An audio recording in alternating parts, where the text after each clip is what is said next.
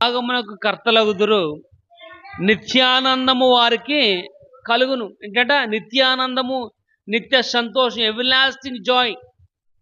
అంటే సంతోషం ఏమవుద్దంటే డబుల్ అవుద్ది. సంతోషం ఏంటంట? డబల్, రెండింతలు.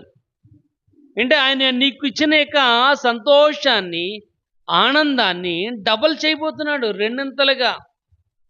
ఒకసారి చూడండి, 35వ అధ్యాయం, యెషయా గ్రంథం 35వ అధ్యాయము, 35వ అధ్యాయం 10వ వచనం చూడండి. నిత్యానందముండును, వారు ఆనందము ఏంటంట?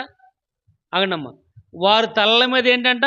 నిత్యానందముండును, వారు ఆనందము సంతోషమునకు గలవారై ఉందురు, దుఃఖమును నిట్టూర్పులు ఏమైపోతాయంట? ఎగిరిపోతాయంట రాయబడి. దేవుడిచ్చాక సంతోషము, ఆనందం అన్నది మాటల్లో వ్యక్తపరచలేము.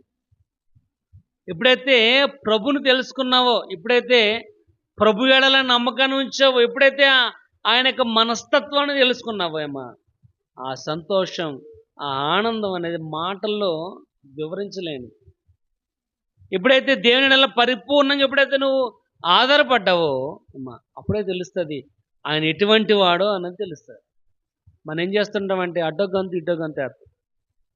అడ్డగంతు ఇడ్డగంతు. మనం ఎటువంటి వారు అంటే అందితే జుట్టు